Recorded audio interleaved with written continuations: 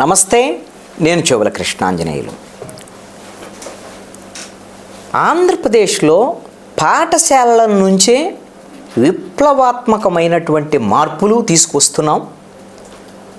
నూతన విద్యా విధానాన్ని ఇక్కడ అమలు చేస్తున్నాం.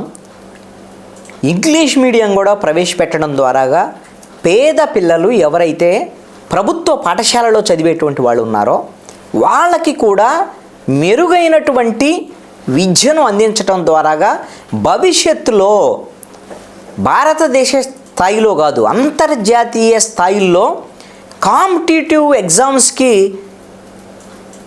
ఎదుర్కొనేటువంటి విధంగా కూడా మేము తయారు చేస్తున్నాం అనేటువంటి విధంగా ఘంటాపదంగా ముఖ్యమంత్రి YS Jaganmohan Reddy India today సదస్సులో వివరించారు. ఇండియా టుడే ఈ రాష్ట్రంలో విద్యా వ్యవస్థకు సంబంధించినటువంటి మెరుగుదల ఏమిటి, ఈ రాష్ట్ర ప్రభుత్వం ఏమేమి చర్యలు తీసుకున్నది అనేటువంటి అంశాల మీద 2 రోజుల సదస్సు నిర్వహిస్తున్నటువంటి నేపథ్యంలో ముఖ్యమంత్రి వైఎస్ జగన్మోహన్ రెడ్డితో ఇండియా టుడే సంబంధించినటువంటి సీనియర్ జర్నలిస్టు ఇంటర్వ్యూ చేయటం, దానికి సంబంధించినటువంటి ఈ విద్యా వ్యవస్థలో తీసుకొస్తున్నటువంటి మార్పుల మీద ఆయన అనేకమైనటువంటి ప్రశ్నలకి సమాధానాలు ఇచ్చారు. అయితే చాలా స్పష్టంగా ఈ ప్రభుత్వం మీద ఉండేటువంటి విమర్శ ఏమిటి అని అంటే, ఇంగ్లీష్ మీడియం తీసుకురావటం ద్వారాగా తెలుగు భాషకి అన్యాయం జరిగిపోతుంది అనేటువంటి విధంగా విమర్శలు చేస్తున్నారు. చాలామంది అంటే రాజీవ్ సర్దేశాయ్ ఈయన చాలా స్పష్టంగా ఉప రాష్ట్రపతి వెంకయ్య నాయుడు పేరు కూడా ప్రస్తావన చేశారు. మీరు ఈ విధంగా ఇంగ్లీష్ మీడియం తీసుకురావటం మీద చాలామంది విమర్శలు చేస్తున్నారు. ఉపరాష్ట్రపతి వెంకయ్య నాయుడు కూడా వ్యాఖ్యలు చేశారు కదా అనేటువంటి అంశం కూడా మాట్లాడారు.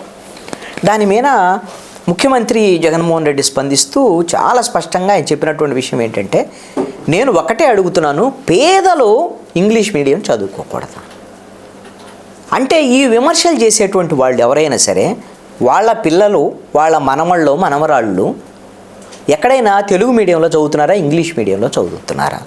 వాళ్ళ కుటుంబాలు మాత్రం ఇంగ్లీష్ మీడియంలో చదువుకోవాలి, విదేశాలకు వెళ్ళి ఉద్యోగాలు చేసుకోవాలి, పేదల పిల్లలకు మాత్రం ఇంగ్లీష్ విద్య అందకూడదా? ఇది పెత్తందారుల యొక్క స్వభావం. ఇది కావాలని వాళ్ళు ఈ విధంగా వ్యవహరిస్తున్నారు, కావాలనే విమర్శలు చేస్తున్నారు ఈ ప్రభుత్వం మీద అనేటువంటి విషయాన్ని చాలా స్పష్టంగా కుండబద్దలు కొట్టినట్టు చెప్పారు ముఖ్యమంత్రి. ఈ రాష్ట్రంలో అన్ని ప్రభుత్వ పాఠశాలలో ఇంగ్లీష్ మీడియం ప్రవేశపెట్టడంతో పాటుగా ఇంగ్లీష్ మీడియాన్ని వెంటనే అర్థం చేసుకోగలరా లేదనేటువంటి దాని మీద బైలింగ్వల్ అంటే 2 భాషలు, ఏది ఒక పుస్తకంలో టెక్స్ట్ బుక్లో ఇంగ్లీషు తెలుగు ఈ విధంగా వాళ్ళు అర్థం చేసుకునేటువంటి రీతిలో ఉండేటువంటి విధంగా మేము జాగ్రత్తలు తీసుకుంటున్నాము అనేటువంటి విషయాన్ని కూడా వివరించారు. అయితే రాజీవ్ సర్దేశాయ్ ముఖ్యమంత్రిని ప్రశ్నల మీద ప్రశ్నలు వేశారు. మీరు అనుకున్న విధంగా ఈ విధమైనటువంటి ఇంగ్లీష్ మీడియం తీసుకురావటం, ఈ విద్యా వ్యవస్థలో తీసుకొచ్చినటువంటి మార్పులు ఫలితాల కన్నా నష్టం కలిగిస్తాయి అనేటువంటి విషయాన్ని కూడా ఆయన గట్టిగానే అడిగారు. అయితే ముఖ్యమంత్రి చాలా స్పష్టంగా జరుగుతున్నటువంటి పరిణామాల మీద మేము కేవలము ఇంగ్లీష్ మీడియం తీసుకొచ్చి వదిలిపెట్టలేదు, టీచర్స్ ఎవరైతే వీళ్ళకి ఇంగ్లీష్ మీడియం బోధించేటువంటి వాళ్ళు ఉన్నారో వాళ్ళందరికీ కూడా పూర్తి స్థాయి శిక్షణ కూడా అందిస్తున్నాము. అదేవిధంగా వాళ్ళకు అవసరమైనటువంటి ఆ పాఠశాలల్లో మౌలిక వసతుల కల్పన కూడా చేస్తున్నాము. ఆ పాఠశాలలని పూర్తిగా సాంకేతికంగా అభివృద్ధి చేయటం, స్మార్ట్ క్లాసెస్ పెట్టడము, అదేవిధంగా నాడు నేడు పేరుతో పాఠశాలల్ని అభివృద్ధి చేసేటువంటి కార్యక్రమాలను కూడా ఈ ప్రభుత్వం చేపట్టింది అనేటువంటి విషయాన్ని కూడా ముఖ్యమంత్రి వివరించారు.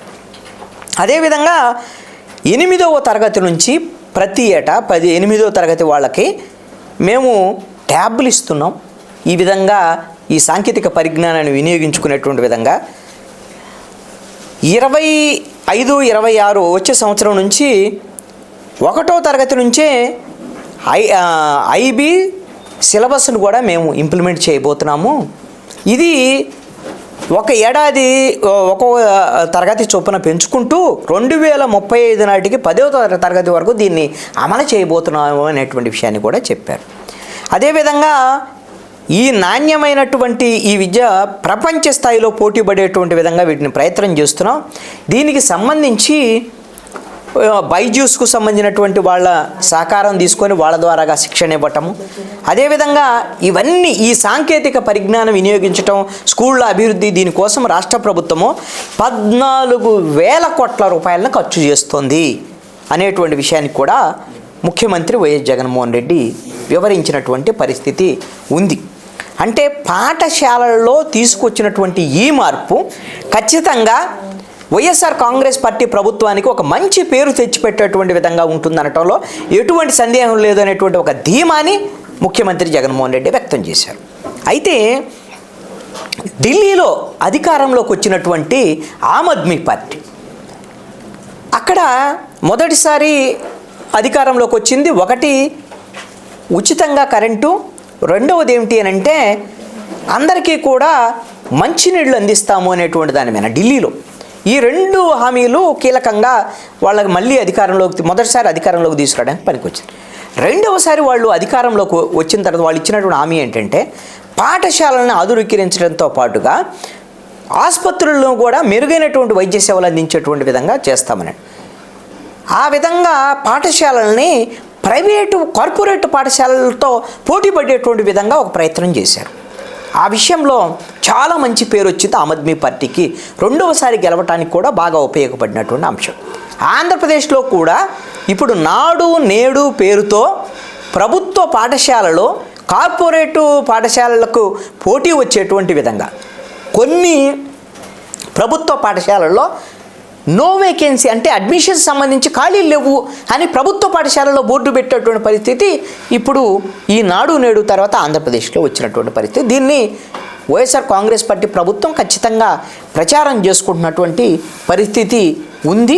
ఈ విధమైనటువంటి పాఠశాలల్లో తీసుకొచ్చినటువంటి ఈ విప్లవం, సాంకేతిక విప్లవం కానీ, ఇంగ్లీష్ మీడియం కానివ్వండి, నాడు నేడు పేరుతో పాఠశాలల మౌలిక వసతులకు సంబంధించినటువంటి దీంట్లో తీసుకొచ్చిన మార్పు కానివ్వండి, అమ్మఒడి పేరుతో ప్రభుత్వం ఇస్తున్నటువంటి 15,000 రూపాయలు, దీనివల్ల పాఠశాలలకు వచ్చేటువంటి అడ్మిషన్స్, అదేవిధంగా వాళ్ళ హాజరు శాతం, ఇవన్నీ పెరుగుదల, ఇవన్నీ కూడా రానున్నటువంటి కాలంలో ఒక తరం పూర్తిగా ఇంగ్లీష్ మీడియము సాంకేతికంగా మిగతా అన్ని వర్గాలతో పోటీ పడేటువంటి విధంగా పేదలందరినీ తయారు చేస్తున్నాం. ఇది ఖచ్చితంగా మేము కేవలం ఓట్లు లేకపోతే ఇవన్నిటి అంశం కాదు, భవిష్యత్ తరాలు వాళ్ళలో మార్పు రావాలి, వాళ్ళు ఉన్నతమైనటువంటి స్థాయికి వెళ్ళగాలి అనేటువంటి ప్రయత్నం చేస్తున్నామనేటువంటి విషయాన్ని ముఖ్యమంత్రి వైఎస్ జగన్మోహన్ రెడ్డి ఈ విధమైనటువంటి ఇండియా టుడే సదస్సులో వివరించేటువంటి ప్రయత్నం అయితే చేశారు. దీన్ని ఈ ఎన్నికల సమయంలో ఖచ్చితంగా